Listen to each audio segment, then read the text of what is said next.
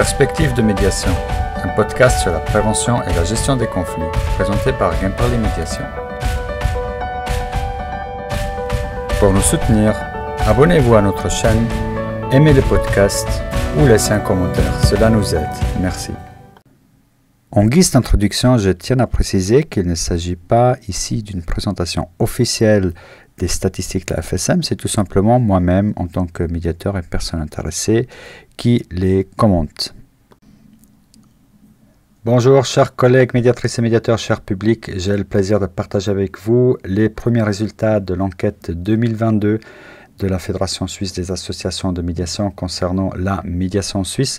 C'est assez crucial, je trouve, comme statistique. Je me réjouis beaucoup de pouvoir vous le présenter. Et voilà, ça se fait une fois toutes les quelques années. Donc la dernière fois date de 2014 et celle d'avant de 2008. Donc on va dire ces statistiques se font toujours désirer pendant quelques années. Mais c'est pour ça peut-être que ça fait d'autant plus de plaisir de les recevoir. Moi je trouve personnellement on pourrait les faire un peu plus souvent. Mais voilà, on les a, ils sont là. J'avais bien sûr participé moi-même et ça me fait d'autant plus plaisir de pouvoir vous les commenter maintenant aujourd'hui. Pour commencer, on a d'abord au niveau des données sociodémographiques, il y a plus de femmes qui ont participé. Donc les participants, c'est toujours des médiateurs ou des médiatrices. 55,2%. Qui ont coché féminin, 43,7% masculin et 1,1% qui ont coché divers. Ça ne m'étonne pas qu'il y a plus de femmes parce que ce soit dans les réunions, dans les formations, d'habitude on voit plus de femmes que d'hommes dans le domaine de la médiation. Ça ne m'étonne pas que ça soit aussi reflété ici dans ce document. Alors, la grande majorité 85% ont le titre FSM. C'est pas étonnant non plus parce que la FSM c'est clairement la référence en Suisse pour les accréditations des médiateurs et médiatrices et c'est aussi elle qui fait le sondage, donc c'est pas étonnant. Il y a 15% qui n'ont pas le titre FSM. Et ensuite on passe au domaine. Donc on voit que comme à chaque fois qui a surtout le domaine en emploi, dans les entreprises et dans le domaine familial, notamment les séparations, les divorces et les enfants. C'est là où il y a le plus de médiation qui sont pratiquées. C'est là où il y a le plus de boulot, pour ainsi dire, hein, pour les jeunes médiateurs et médiatrices qui se lancent et qui réfléchissent au domaine dans lequel ils veulent éventuellement se spécialiser. Alors, c'est le travail et c'est le domaine familial. Donc là, on est pour les deux autour de 50%.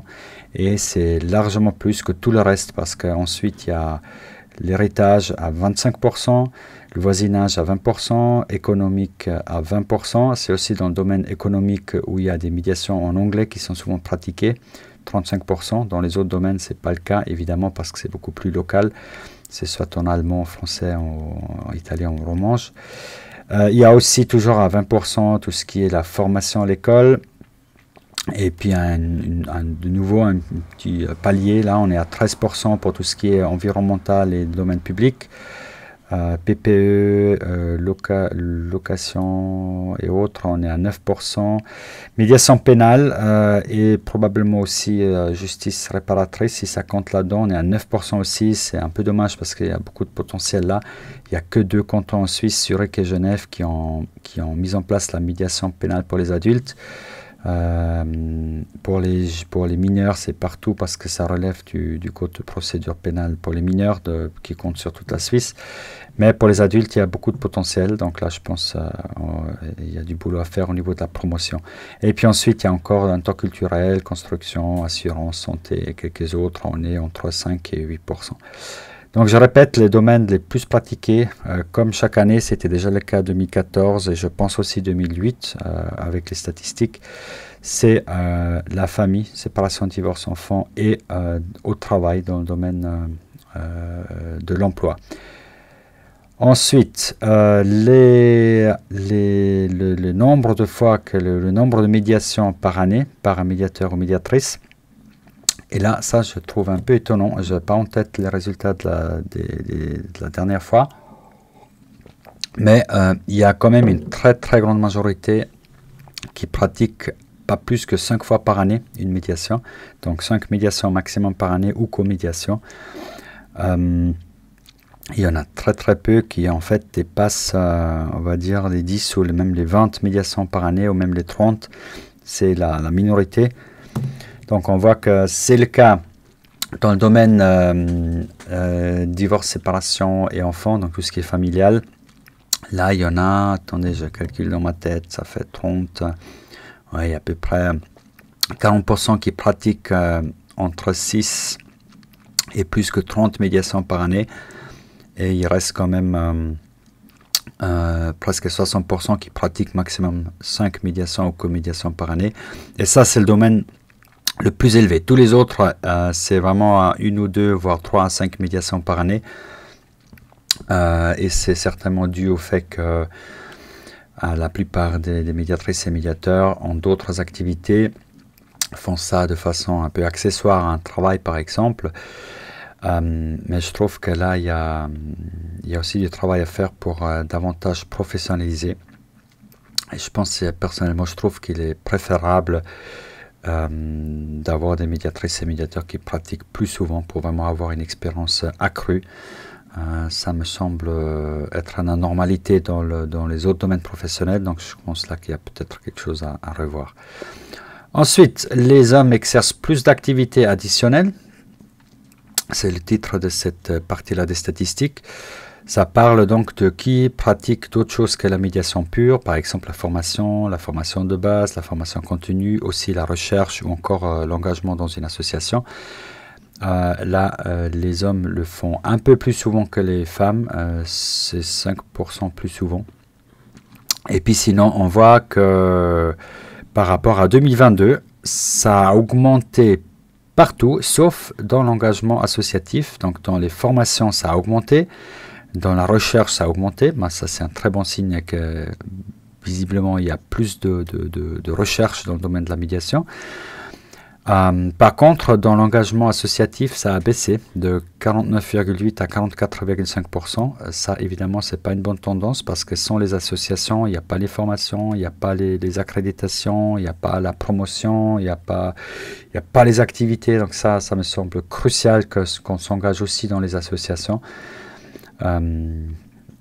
Et puis le reste, comme je dis, il y a une augmentation des activités accessoires, notamment dans la formation. Donc ça monte allez, on est à 10% pour la formation de base, 20% pour les formations continues et 30% pour les cours à la médiation pour les personnes qui ne connaissent pas la médiation. Ça, c'était 2014 et ça a triplé pour la formation de base pour 2022. Ça a un peu plus que doublé pour la formation continue pour les médiateurs et puis ça a un peu moins que doublé pour les cours donnés aux personnes qui ne connaissent pas la médiation. Et pour la recherche, ça a monté de 6,7 à 10%. Et ça a baissé de 5% pour l'engagement dans les associations. Ensuite, là où en fait on demande plus de formation continue, donc là où les médiatrices et médiateurs souhaitent plus de formation continue, c'est notamment dans le travail du public, dans le marketing, hein, dans les relations publiques. C'est 43% qui souhaitent plus de formation continue dans ce domaine-là. Aussi dans la... comment on va dire ça, dans le fait de faire relier des situations, donc en fait, disons, d'avoir des cas de médiation, d'avoir du business, hein, pour ainsi dire. Il y en a 42% qui souhaitent ça. Là, par contre, la FSM s'est positionnée à dire que ce n'est pas forcément son rôle, et je suis assez d'accord. Donc, nous sommes des indépendants ou des petits entrepreneurs. Et ce travail-là fait partie de notre travail d'indépendant. Il y a aussi un souhait de soutien souhaité dans les formations continues, dans la pub, dans la supervision, d'avoir des salles de réunion pour faire des médiations. Alors, il y a plusieurs domaines, mais clairement, tout en haut, c'est le fait de recevoir des situations de médiation, le travail médiatique au public et la formation continue. Ça, c'est les 3 domaines qui dépassent les 40%. Tout le reste, c'est un peu plus bas. Il y a aussi un tout petit peu création d'entreprise, protection juridique, assurance, etc. Donc là, il y a aussi quelques demandes, quelques souhaits dans ce domaine-là. Et maintenant, les domaines où les médiatrices et médiateurs souhaitent la formation continue. Alors là, il y a surtout des domaines spécialisés au sein de la médiation. Donc, j'imagine ça veut dire des méthodes particulières, des outils, vraiment des approfondissements pour les personnes qui sont déjà médiateurs et médiatrices qui pratiquent. Aussi la psychologie ensuite, il y a presque 40% de la psychologie, 32% des outils de communication. Développement organisationnel, ça c'est évidemment pour les personnes qui font des médiations dans le domaine des entreprises où on touche tout de suite à des questions de développement organisationnel, de structure, de procédure, etc. Aussi un tout petit peu les médiations avec des grands groupes et le domaine juridique. Il y a encore la considération des médias sociaux, si c'est un domaine important. Donc la question c'est dans quel domaine de relations publiques souhaitez-vous un engagement accru de la FSM? Donc il y a surtout les médias tout en haut, comme déjà 2014 à plus de 50%. Il y a ensuite le marketing, les relations publiques, la pub. Les médias sociaux, ça a pas mal augmenté, évidemment, avec l'évolution de ces outils-là. C'était 21% en 2014 et c'est à 37% maintenant en 2022. Donc, je pense que tout le monde a compris que c'est devenu incontournable. Et aussi des événements publics. Le site web de la FSM et un tout petit peu aussi 16%, c'est plus que la dernière fois. Et puis des magazines spécialisés. Voilà, ça c'est donc, je répète, le plus important c'est le travail médiatique, ensuite tout ce qui est marketing, pub, etc. et les médias, les réseaux sociaux et les événements publics à égalité 36,8%. Donc c'est là où les médiatrices et médiateurs souhaitent un engagement accru de la part de la FSM. Voilà, il y a encore un petit bout, il y a encore une partie où est-ce que c'est important de s'engager pour l'avenir. Donc ça parle de promotion de la médiation. Et là, il y en a plus de 3/4 estiment qu'il est judicieux que la profession de médiateur et médiatrice soit reconnue ou protégée par la Confédération. Alors c'est effectivement un domaine très très important qui personnellement me tient beaucoup à cœur. Parce qu'il y a actuellement, il y a évidemment les accréditations, il y a les assermentations par les tribunaux dans certains cantons, mais je pense que la profession en tant que telle, elle est absolument pas protégée actuellement. Là, il y a à peu près 2 pistes qu'on entend de temps en temps. Ça serait un brevet fédéral ou éventuellement, ce que j'avais pensé aussi, comme l'ont fait les psychologues, je crois que c'était 2014 ou 2013, 2012 à peu près, où il y a une loi sur la profession de des psychologues qui définit en fait qu'est-ce qu'il faut comme formation pour être reconnu comme psychologue et les formations continues, etc. Donc on peut s'appeler psychologue uniquement si on remplit ces critères-là qui sont ensuite contrôlés, parce qu'actuellement tout le monde peut s'appeler médiateur ou médiatrice. S'il n'y a pas un rajout comme type FSM ou autre, mais tout simplement le titre médiateur ou médiatrice n'est absolument pas protégé et ça peut être confusant parfois pour les clients. Et là, je pense qu'il y a quoi faire par rapport à ça. Alors là, il y a la question, c'est pensez-vous qu'il soit judicieux que la profession de médiateur ou médiatrice soit reconnue et protégée par la Confédération suisse? Là, il y a une grande majorité qui dit oui, donc il y en a 39% qui disent absolument, et puis 37% qui disent plutôt oui. Il n'y a que 11% qui disent plutôt non. Il y en a 4,7% qui disent c'est pas utile, et 7,5% qui tout simplement ne savent pas. Donc c'est une grande majorité qui est en faveur de ce constat.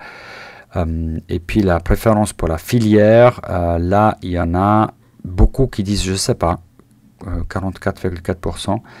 Et ensuite, il y a une grosse majorité, 42%, qui disent que c'est au sein d'une HES ou d'une université avec un CAS ou un DAS, c'est d'ailleurs ce qui se pratique actuellement. C'est pas obligatoirement un CAS ou un DAS ni à une université, mais c'est quand même de plus en plus réalisé par les universités. Je trouve que c'est probablement une bonne tendance. Et il y a 13% qui disent c'est plutôt auprès d'un institut qui serait aussi cofinancé par la Confédération. Voilà, c'est très spécifique, ça serait peut-être en lien avec l'idée du brevet fédéral, mais c'est probablement un peu plus compliqué. Puis surtout, le reste c'est déjà en place avec le CAS et le DAS. Il faudrait peut-être penser à protéger ce qui est déjà en place et ce qui fonctionne déjà bien. Donc ça serait plutôt en faveur d'une loi, à l'instar de celle qui a été publiée pour les psychologues il y a quelques années. Alors, est-ce qu'il faut un diplôme fédéral en matière de médiation? Estimez-vous qu'un diplôme fédéral de médiateur ou médiatrice soit nécessaire? C'est assez partagé effectivement. On est à 51,3 contre et 48,7 pour. Voilà, donc c'est assez partagé. Alors, je ne sais pas s'il faut un diplôme protégé, il faut protéger la profession surtout. Le diplôme, ma foi, il peut y avoir plusieurs pistes comment on arrive à être médiateur ou médiatrice, ça me dérangerait pas, mais que la profession en tant que telle soit protégée, ça je le trouve important. Voilà, on est au bout de cette courte vidéo sur les statistiques 2022. Je crois qu'il y a un document encore plus développé qui sera publié, si j'ai bien compris. C'est juste un premier aperçu, mais déjà fort intéressant. Ça confirme certaines tendances qu'on a pensé imaginer, qu'on a pu imaginer, et puis ça confirme aussi des tendances vraiment à long terme, surtout sur les domaines les plus pratiqués qui sont, je le répète, la famille et en entreprise. Et je profite de votre écoute pour vous rappeler le 12e congrès suisse de médiation FSM qui aura lieu les 16 et 17 juin 2023 à Lausanne. J'ai le plaisir d'être membre du comité d'organisation et voilà, donc je profite de vous rappeler cela. Mettez ça dans vos agendas. C'est l'événement incontournable de la médiation suisse. Le titre, c'est « La médiation, une compétence clé dans une société en mutation ». Voilà, je pense que c'est un bon thème au bon moment. Merci, à bientôt. Pour nous soutenir, abonnez-vous à notre chaîne, aimez le podcast ou laissez un commentaire. Cela nous aide. Merci.